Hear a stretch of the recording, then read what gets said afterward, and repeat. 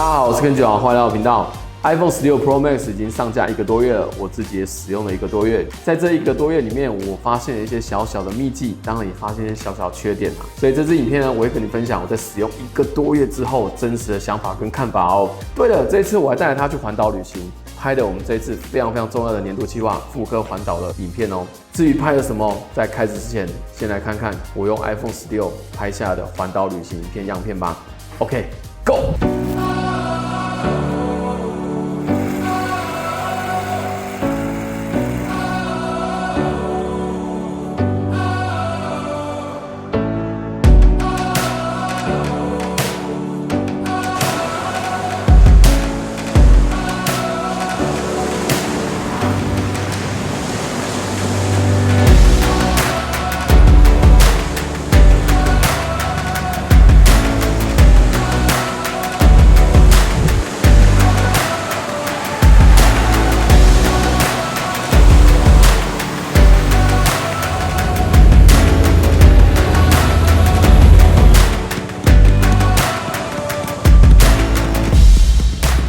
这个景太妙了，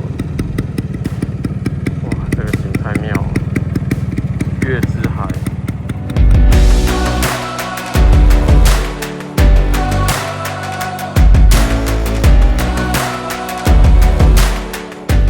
OK， 回来。那刚刚的样片当中，你会看到，其实在低光、逆光，还有高格，就是 4K 120。那我都有做了一系列的拍摄，甚至收音啊，我不知道大家有没有感觉出那个收音的感觉。所以其实我在体验下来之后，发现这一次 iPhone 16它的确在高格数的拍摄，就是 4K 120的部分处理的非常不错。还有低光的部分，那你会在那个影片里面看到最后有一个是月之海，那个环境其实现场是完全一片漆黑，只有我的摩托车灯。现场一片漆黑的情况之下，你刚刚看到那个样片，其实它的纯净度非常不错，所以其实我再回来看这个影片的时候，我也蛮惊艳的。不过其实你说 iPhone 15拍不出来吗？我觉得应该也不会 ，iPhone 15应该也能够达到同样的目的。那附带提一下，这一次在拍摄的过程当中，我使用的都是内建的相机的 App， 我就没有使用 BMC。为什么没有使用 BMC 呢？因为 BMC 这个 App 好用没错。但是这次在 iPhone 16里面有一个蛮特别的地方，是它有一个混音功能，而这个混音功能呢，在 BMC 里面是没有资源的。所以如果你真的要体验它这个混音功能的话，你用 BMC 去录影的话，等于说你会少了这个混音功能。所以我这次就完全使用 iPhone 16的内建的相机 App 去拍摄，就没有使用到 BMC 这个软体。相对的，在拍摄上，后期回来的时候，混音才会发现，其实它的音轨，然后它的混音功能才真的能够得到完全的使用。不过我相信这个应该在未来 BMC 如果更新的话，如果它要开放给 BMC 去做混音功能的话，那我觉得就更完美了。我也是期待 iPhone 在后期的更新能够把这个混音功能开放给第三方的 APP 啦，好吧？我们也顺便来聊一下这一次在使用1个多月后，这个相机按钮到底好不好用？我的真实感受，我觉得它的力道在使用上的力道来讲，真的会有一点点需要适应。我在使用上来讲，我不是很适应，这是我的想法，这是我目前的感受。而且它的位置在这个地方，其实在拿的时候，其实你的手是这样，在拿相机，当然我们是这样习惯这样子拿嘛。但是它因为 iPhone 很薄的关系，所以你这样子拿，事实上它的位置很奇怪。如果它的位置再过来一点点的话，这样子可能就会比较好按。可是我觉得它设定在这边一定是有原因啊，一定是让你直的时候也好拿，横的时候好拿，所以它这个位置真的是，它应该是有思考过。但是就我的拍摄而言，在使用这1个多月之后，我真的有拿它常常来拍照吗？我必须老实讲，没有，因为它的这个按钮的力道，真的有时候你在按的时候会不确定有没有按下去，真的会有这种感觉。以前按荧幕就点点点就很明显嘛。但是你真的会不确定到底有按还是没按，就是你要适应一下那个力道。然后再来就是在做所谓的变焦的时候，在滑的过程中，其实要1次、2次、3次、4次才滑到你要的焦。可是如果我用的是内建的萤幕做变焦的话，速度事实上我的感觉是比较快，我的感觉真的是比较快。所以我觉得在做变焦的设定上来讲，我还是目前比较习惯萤幕做变焦。至于说你叫拿它来做变焦，我的感觉是没有到很好用。但是有一个我觉得，如果你把它换成曝光啦，你有时候曝光是要拉上下嘛，你要点在那个上面，然后拉上下。但是如果你用它把它改成曝光的话，曝光增减这个好像就跟我们在使用相机拨滚轮的那个增减会有点像，所以我觉得变焦我不习惯拿它变焦，但是如果它拿来做曝光的增光跟减光的话，我觉得这样子我觉得还可以。这颗按钮在 iOS 18之后升级之后，它有多一个功能，就是你可以点它。扫描你要扫描的东西，它能够判定出来那个东西去哪里买。不过在华语区的 iPhone Intelligent 目前要到明年繁体中文才有支援，所以那个功能我是用英文语言去测试，看起来是不错。但是就是目前这个语言包还没支援，大家还在等1个多月啦。今天现在是11月嘛，再等到明年的1月。繁体中文正式支援 Apple Intelligent 的时候，才真的能够使用繁体中文的来使用这个 Apple Intelligent。所以我觉得这一颗按钮的真实的潜能跟它真实的功能还没到真正的启动，所以我现在有一点感觉是这颗按钮不是完全体。就目前今年来看，我觉得它不是完全体，但明年如果 Apple Intelligent 出来之后，或甚至它把这颗按钮开放更多给第三方做使用资源的话，那个时候我觉得这颗按钮的实用性会比较大一点。就目前来看，我觉得它的实用性不大，这是我个人的想法跟看法。拍照没有很常用，唯一常用的是什么？启动相机。我觉得启动相机很快，按下去就可以开起来，按下去就可以开起来，所以启动相机那一块是真的是还不错啦。那至于说你拿它来按快门，次数没有很长。那后来我把它改成是曝光之后，发现曝光还实用一点。我的真实感受是这样，提供给大家参考，好吧？接着聊一下 iPhone 16独家升级的部分。它独家升级的部分就在广角端的镜头来到4800万画素，也就是说跟1倍的主镜头同样的画素做提升。那再来就是它这一次的影片拍摄有来到支援 4K 120帧的这个高格数的拍摄。那我们实际在拍摄来讲，我真的体会上也是觉得非常非常不错。4K 120的部分，最后就是多了一个混音功能。混音功能就是你在拍影片的话，你就可以去做画面内或者是说录音室等级等等的几个收音。也就是说，它在麦克风的强化上变得跟以往更强，这个在创作者在使用上来讲是真的很方便。最后就是多了一个所谓的风格设定，你可以使用 iPhone 16去设定照片的风格。那照片风格在调整上来讲会变得非常的直觉，你可以在里面快速的调风格，甚至风格还可以做复制，然后拷贝带多张照片。就是这一次这4大有感更新，就是这样讲完了。就是我觉得这4个升级来讲，稍微没有以往来的 surprise， 你知道吗？因为我是从 iPhone 14、15、16一路用上来。iPhone 14跳15的时候 ，Type C 5倍镜头，然后再加上 Apple Log 的相关资源，我觉得哇，14跳15那个感受虽然只差一代，但是感受很深，尤其是那个 Type C 的资源之后。插硬碟，直接硬碟可以做存储，很支援的超多东西。所以14跳15的时候，虽然只差一代哦，老实说那个升级是有感。iPhone 15跳 iPhone 16的时候，好多了一个按键，4K 120，多了混音，广角的4800万画素，就这几个会让你的体会不是那么的像14跳15那样那么重，再加上今年的 Apple Intelligent 繁体中文的部分都不支援，所以我们真实的体验的感受是没有像14跳15那时候的那么 surprise， 然后那么的感受那么深。在画质的感受上来讲，14、15、16这样跳上来，14、15明显提升没错，但15跟16的提升，目前感受最深的就是在广角端的画质提升，其他就差不多。老实说，你是每年在更换手机的话，今年的升级感受会稍微弱一点，这是我真实的感想。也就是说，如果你现在要买 iPhone 16，其实我觉得如果你去看 iPhone 15现在释出的行情或二手的价格 ，iPhone 15反而是一支 CP 值很高的手机。前面这边开头直接帮你做结论，后面这边来细部跟你解说一下。我发现这一次在使用上的一些小秘籍，还有小缺点你要注意哦。那我们在讲 iPhone 16的缺点跟小秘籍之前，先来工商服务一下。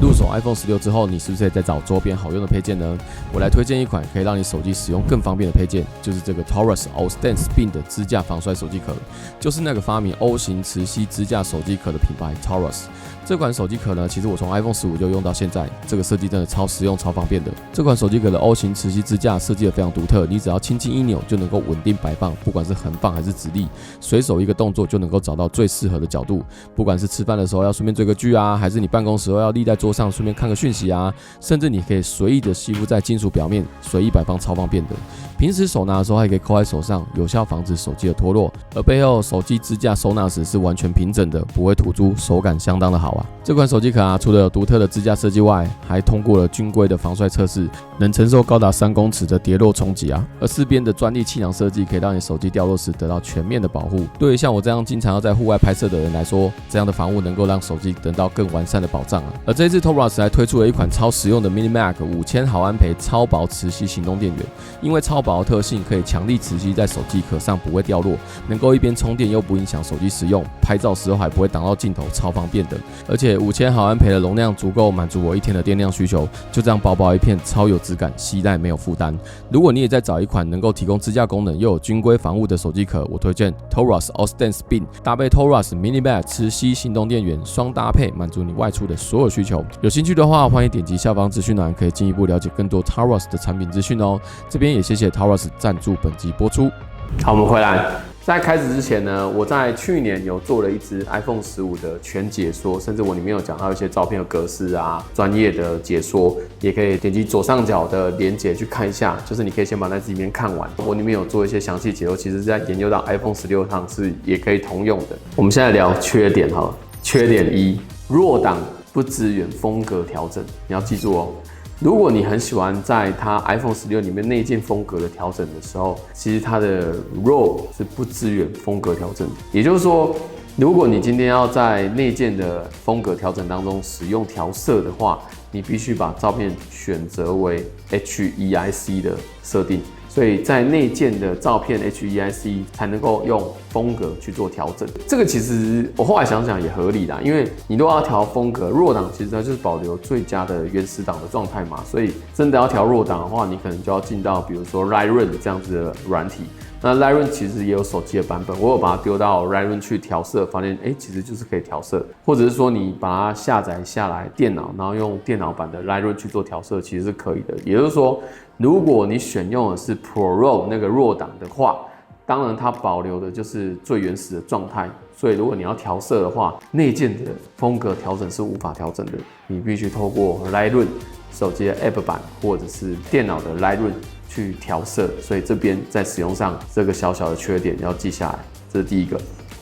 第二个缺点，延伸刚刚的那个摄影风格，调整摄影风格这个东西啊，我后来发现只有 iPhone 16能够调整 ，iPhone 15、14、17这都不能调。也就是说，摄影风格调整这件事情是 iPhone 16的独家。你如果用 iPhone 15拍丢去 iPhone 16，可以修吗？不行。这目前我测试是这样，不知道未来会不会开放啊？但是就是我觉得这个东西应该看起来那个东西应该没有很难啊。为什么？它就是目前在摄影风格上来讲，这个也算是 iPhone 16算独家的一个功能。也就是说，如果你有你的朋友他是 iPhone 15的照片，然后丢给你叫你帮他修，目前是不支援的。这是延伸刚刚那个缺点，在摄影风格上。弱档不支援，调整风格设定上来讲，说 iPhone 16独家支援这件事情。补充一下，为什么把它当成缺点，是因为我在修改我以前的照片的时候，发现原来不是用 iPhone 16拍的，是不能修的，所以它只支援 iPhone 16系列拍的照片才有支援新的摄影风格调整哦。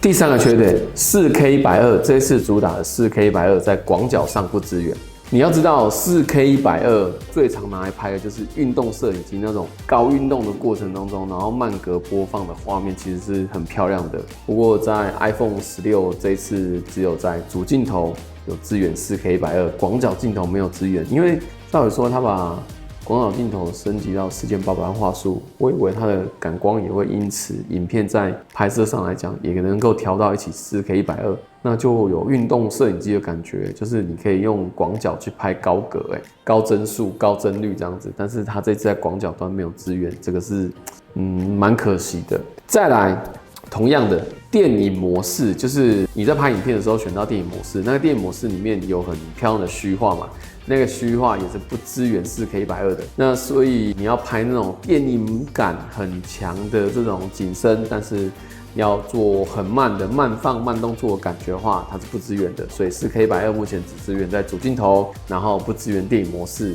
的一个方式的情况之下，才能够跑 4K120。所以在这个 4K120上来讲，其实它在使用上来讲也是蛮多限制的。不过我回头想想，其实好像也合理啦，因为在电影模式来讲，它是属于后面镜头端的这种光雷达的这种判断距离的位置嘛，那也就是说你在判断距离又使用了高性能的 4K120去做拍摄，那可能在晶片整个运算的输入上可能会有一些问题吧。后来想想好像也合理，所以记住了，就是广角不支援 4K120，电影模式也不支援 4K120，这个是它的第3个缺点，就是 4K120的缺点啊，提供你参考。第4个缺点就是我这次在拍 4K120，因为我其实在拿到手机之后就很兴奋嘛，4K120的拍摄，我在拍 4K120的时候发现不是很稳定。什么叫不是很稳定？我有一次是因为我们要测相机嘛，所以我就会开启萤幕录影。开启萤幕录影的时候，我又切到 4K120，就是同步想截取这个相机的画面的时候，我拍下 4K120，当下在拍的时候，它显示是 4K120，拍完之后我发现缺帧，所以帧率不足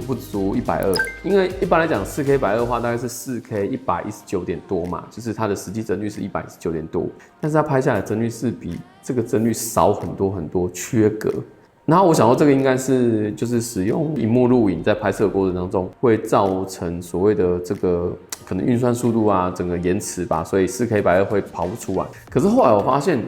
这个不是单一状况，我后来发现我在几次使用上，我忘记是什么样，可能是我的手机有在同时运转别的 App 的过程当中，然后用到 4K120，我发现它的 4K120就是还是会缺帧的，所以它的 4K120你在使用上来讲，你不能使用别的很复杂的运算 App 在做背景运算，所以它的 4K120你必须单纯使用它才是稳定的，这是我的使用感受。那我不知道各位专业在使用 iPhone 16的用户们，你自己去看一下，你拍下来 4K120，你进到电脑，或者是你可以把它滑上来，往上滑一下，它就会看到你目前的 29.98 FPS， 就是你的这个帧率。然后你去看那个帧率是不是你当初拍的帧率。我就有几支影片是滑起来帧率不是我实际的那个帧率，所以我就觉得是不是有一点不太稳定呢？它这个帧率就很奇怪，有时候是 29.11， 然后有时候是 29.9。我不太懂 iPhone 16这个帧率为什么会跑来跑去。这个是我在帧率使用上，我觉得它的那个帧率真的，你开 4K120，它出来的感觉，如果你有在运算别的 App 的话，实际上会有缺帧的状态。这边也想问一下大家哦，你在拍 4K120那个影片，然后你可能在运算别的东西，你把它滑上来看，它 4K120有没有缺帧？这个是我发现的一个小小缺点，还是说只有我的手机是这样？然后如果你也是跟我一样的话，你在下面留言，那我知道我不孤单，好不好？第五个缺点呢，就是混音的功能，就是在这次 iPhone 的各项麦克风的强化之后，它有混音功能，就是能够把收音收在画面内，然后录音室等级，甚至电影模式等级等等。可是这个录音的模式不支援第三方 App。比如说我之前很推荐的 BMC 啊 ，Blackmagic 的 App， 它的录影的功能很棒，可是就不支援，这个实在是很可惜。也就是说，你现在录影的话，如果你很 care 收音的话，目前还是比较推荐是使用它内建的相机的 App 去做录影，那收音来讲就能够启动这样子全方位的混音功能。所以这个缺点，这不知道是不是缺点，还是它有一些考量，我们不晓得。但是在这个使用上来讲，因为我之前很喜欢用 BMC 嘛，我之前也 iPhone 15的影片有讲 BMC 的教学，所以我对 BMC 来讲使用上还算很习惯。但这一次因为这个混音功能，就变成我没办法去使用 BMC 这个 App 去拍摄，我必须用内建的 App 去拍摄，才能够做到它完全混音的功能。因为如果你开启 BMC 的话，它那个上面会显示有4个音轨，但是你如果用 iPhone 16拍的话，你发现它只有2个音轨在跑。事实上，如果你用 iPhone 16它内建的相机 App 进到比如说 Final Cut 这样剪辑里面，你会看到大概有5轨吧，有5个声音轨可以去选择。这个是内建的相机 App 进到 Final Cut 我所看到的音轨，也就是说，如果你用的是第三方的 App 的话，它目前没有支援多音轨的收音，也不支援混音，这个是一个缺点。所以如果你目前呢要用它的内建的混音功能的话，目前还是只能用内建的相机 App 去做录影，这边要记住啊。好，讲完了缺点之后，我们来讲一下我所发现的一些小秘技，总共有4个。那第一个呢，我们来讲一下第一个小秘技，就是其实大家都在看 4K 120p 嘛，它的 4K 120主要是1倍到2倍。可是事实上，我在测试的时候，我发现它的 4K 120其实可以到3倍镜头，就是数位变焦。那我觉得画质还尚可。你切到2倍的同时，再把它拉到，它其实是可以到3倍。我觉得3倍它的变化上来讲，不会到画质不太好，所以到3倍的 4K 120，甚至它最后可以变到6倍的 4K 120。基本上，如果你要保持最完整的画质的话，当然是 4K 120。1倍镜至2倍，就是它原本的原生镜头的1倍到2倍是最佳状态。但是我觉得到3倍，甚至我觉得还是堪用。所以 4K 120来讲，3倍的使用，这个是一个小小的秘技，大家可以考量一下。在3倍到6倍的时候，那个画质就明显下降就蛮多的。所以我的建议是开到3倍就差不多了。这个是 4K 120使用上的一个小秘技，提供给大家参考。接下来第2个小秘技，当然就是这个相机键啊。它这个相机键呢，当然就可以开起来，按下去就可以启动。那有的人会不习惯，就按下去，有时候不小心压到就启动。它其实在这个设定里面是可以把它关掉的。你只要开启设定，然后来到这个辅助使用，辅助使用里面呢有一个是相机的控制，相机控制里面这个有个相机的控制，你可以把它关掉，打开。那它在下面这边其实力道也还可以，轻按的力度你还可以再做调整，所以如果你需要调整的话，都在这边。然后轻按2下的速度是要快还是慢，下面这边都可以调整。所以相机控制其实刚开始很多人找不到，事实上它是在辅助使用里面，这个是直接把它开掉跟关掉。那或者是说你也可以直接在相机里面，好，回到设定，回到相机里面，相机里面的相机控制这边呢，它可以选择为按1下或按2下，或者是说你这个相机控制要直接启动相机还是启动其他的 App， 可以在这边直接做设定。这个是它相机按键里面多功能的配置。另外还有一点就是说，你在使用上，如果比如说你启动相机了，它其实在启动的过程当中，当它出现了上面这个画面的时候，它其实这个地方是可以触控的。这一点是我觉得蛮疑惑，就是对啊，那其实触控是不是变焦起来是不是更柔顺？比如说你把它点到了这个曝光，然后你在上面这边其实可以这样子，你可以这样子做柔顺的调整哦。这个是曝光的调整，这一点是就是大家也不知道，就是原来它这个按2下出来这个里面，其实你大拇指是可以在上面滑，然后可以调出你要调曝光或调什么，调这边点一下哦，再点一下，再点回来，这个是很多人不知道的。所以它上面的那个相机控制按钮下面那一排是可以触控的，这个是小秘技，大家知道一下。下面那一排是可以触控的，可以试看看啊。秘技3，风格可以多元套用。首先，你可以开启你相片的几张你要套用的风格。哦，那我先选个几张。哦，例如说，我们选这一张，最近去环岛拍摄，这几张照片，因为它就拍的是差不多嘛。那比如说，我要套多种相片的风格，你点在你下面这边，套用你要的风格，就去选，就是选你要的风格。你选了你要的风格之后，比如说我把它选成是一个有一点鲜艳，然后调到我想要的颜色。调完之后呢，你就把它按下完成。右上角按下完成之后呢，就是可以在右上角这个点的地方点下去，你可以去做所谓的拷贝编辑项目。比如说你选取这一张，然后它就可以贴上编辑项目。那这样只有单一张嘛？这样只有单一张，那你就可以选取这一张，然后按久一点点，它就可以贴上编辑项目，就会一起很多张都套用。这个是你可以多张套用的做法。那要复原的话也很简单，就是你选取一张，然后你只要把那个恢复原状按下去，它就会回来了，它就恢复原状做，然后就可以选取1、2、3、4、5，然后一起压久一点，它就可以一起做恢复原状，恢复，就可以回来。这个是套用多张跟套用单张的使用方式是这个流程，所以大家可以用看看。这个是一个套用多张的一个小秘籍，因为很多人在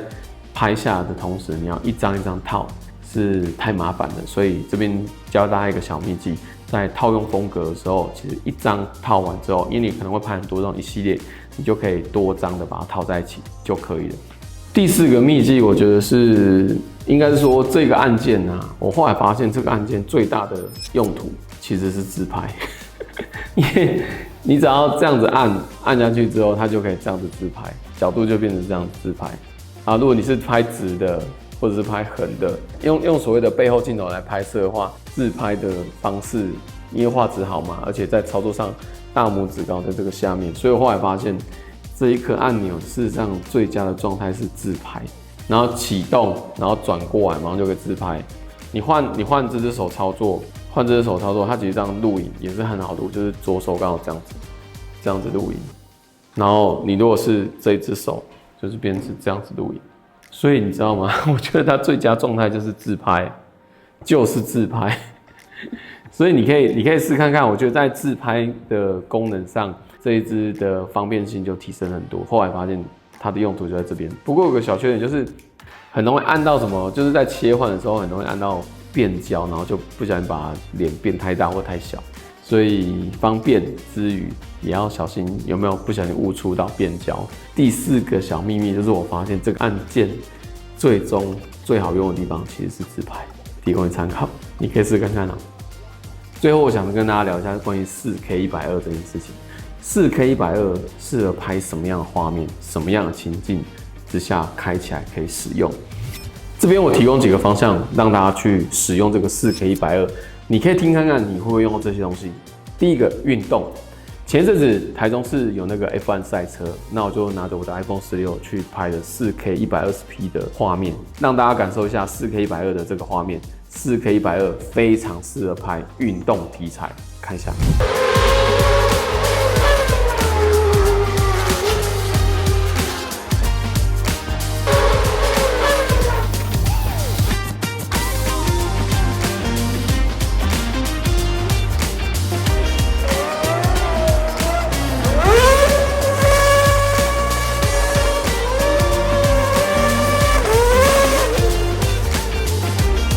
第2个使用场景，拍摄美食。拍摄美食，因为回慢的时候很容易让食物变得很好吃。你在把它放慢的过程当中，你那个面啊，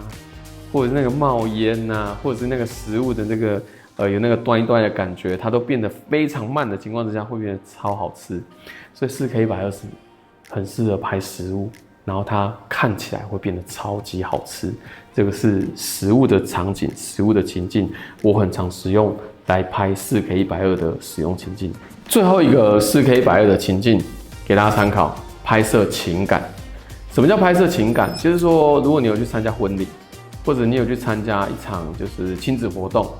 那这里面有带有一些情感层面哦，比如说它有人与人的交流、人与人的对谈，然后或者是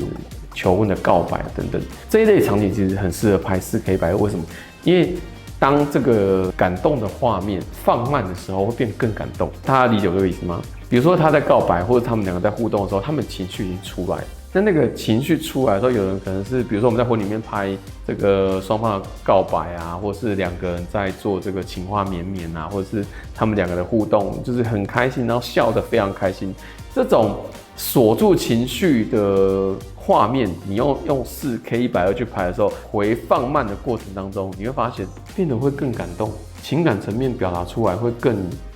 更满。所以我在拍摄情感面的这个题材，也许是你跟你女朋友的互动啊，小朋友的互动啊等等，这个是一个很重要的一个 moment， 我就会拿4K120来拍。这个是我觉得几个蛮推荐的场景。以上是3个我觉得很适合的拍摄情境，提供给大家参考。下次记得试看看哦。好，最后结论，那就我这样子使用下来，我觉得 iPhone 14跳15那时候升级非常非常有感 ，Type C 5倍镜头 ，Apple Lock HDR 的使用升级的诚意满满。然后 iPhone 15到16，其实老实说，给我的感受是没有像当初升级那么样的有感，因为主要也是因为它的这个相机按键支援 AI 功能上要到明年才开启嘛，所以其实现在当然英文版已经有部分有支援一些相关功能，但是我觉得在繁体中文版上它的支援度还不是很高的情况之下，何不明年再买 iPhone 17呢？所以我的结论看法是，这个相机的提升，如果你本身你是内容创作者、拍摄影片的人，你本身对 4K 120有极大需求的话，还有你对收音混音有极大需求的话，那我觉得升级上是没有问题啦，因为真的拍摄起来也真的很棒。那如果你对这些拍摄4K 120的主题要求不会很高，混音的要求也不会很高的话，我觉得 iPhone 15反而现在是一个 CP 值很高的选择。还有一个很重要的重点，就是因为 iPhone 15它有 Type C， 我的想法是，现在它有很多界面都开始往 Type C 发展。iPhone 15以前的 Lighting， 我的建议是不要再换旧版本了，因为 Lighting 的资源度、传输速度或者是未来的一些相关资源，它就会越来越少。那个我相信在价格上就会越跌越多。反倒是我觉得 iPhone 15在这个状态 CP 值高到一个爆表。所以如果你还在考量的话，你是 iPhone 14以前的，不管哪一代，你跳15，你也会觉得升级非常有感。你跳16，如果你没有像我讲要使用到 4K 120啊，或者是收音啊那些功能的话，你可能升级 iPhone 15就可以了。好啦，以上是我真实的看法，我也不知道说今年 iPhone 16它的实际销量是怎么样。那我只是觉得，在我实际1个多月这样的体验下来，真的还好哦，真的还好，就这样。那以上就是本节内容啊。那你对 iPhone 16有什么想法？欢迎在下面留言，或是你对这个 iPhone 系列影片有什么任何看法，欢迎提供给我。那我都会参考大家意见，也很谢谢大家对这个我的摄影评测的一些影片内容持续的支持啊，让我能够持续的这样做下去。好，谢谢大家。最后来一个小闲聊啦，就是频道来到这边，今年第2年多了，那也很谢谢大家来到这个3万多订阅，我算是一个成长很慢的一个频道，没有到很快。那今年就是最开心的去参加了这个走中奖，那走中奖去参与，还有参加金科奖，所以走中奖是长影片，金科奖是短影片。那我们频道这次入围的就是这个短影片的奖，所以我刚好就参加2个奖项。那在现场就看了很多那种100万级的 YouTuber 顶流的创作者在现场。那我们在那个现场的感觉是有一点紧张，那也有点小粉丝的感觉。然后我在现场其实就是看到以往在电视上会遇到的这些人物，然后当然我也遇到几个我很喜欢的创作者哦，比如说那天有遇到那个派瑞，然后路易斯等等这几个在摄影相关或者说在议题相关我很喜欢的一些晚加入这个内容创作的一些创作者，我反而觉得蛮有一些交流的可能，这个是我觉得这一次最大的收获啦。那虽然说这一次入围的奖项没有得奖，不过我觉得是一次很棒的体验，就是知道了原来这个奖项其实是不是这么简单的啦。那就我所知，就是他报名的影片有达到2000多支，走中奖了。然后我们其实能够入围，其实就是一个肯定的。我的想法是这样。然后我拿这次去参与，一路上从入围，然后到拿到大礼包，然后到参与到走红毯，都是我的第一次，也是我们这个频道的一个成就解锁。进到那个环境是真的很有激励的功能啊，就是你会想让自己的频道变得更好，然后想拍出更好的影片跟大家分享这样子。好了，虽然没得奖，不过是一次很棒的体验，就是让大家知道一下我们的频道呢也默默的2年多。那虽然大部分我们做的是旅游，不过其实因为我算是以摄影背景算是蛮深的一个创作者啦，所以我其实会蛮想跟大家分享一些关于摄影相关的东西配件，因为自己也很喜欢买东买西啦，希望这个内容这些影片内容大家会喜欢，大概是这样。好，今年没得奖，明年就再继续努力。那我们接下来在年底或明年都还有一些很棒的企划，持续会做出很棒的影片，也谢谢大家一路上的支持啊。那我也会继续努力，做出更棒的影片分享给大家。我是 Kenji 老，我们下次影片见，拜拜。让我们看入围的有。最佳情报短影片奖，肯吉老王 Kenji Wong， 肯吉老王自制切地瓜环岛地图。最佳情报短影片奖得奖的是小尾巴。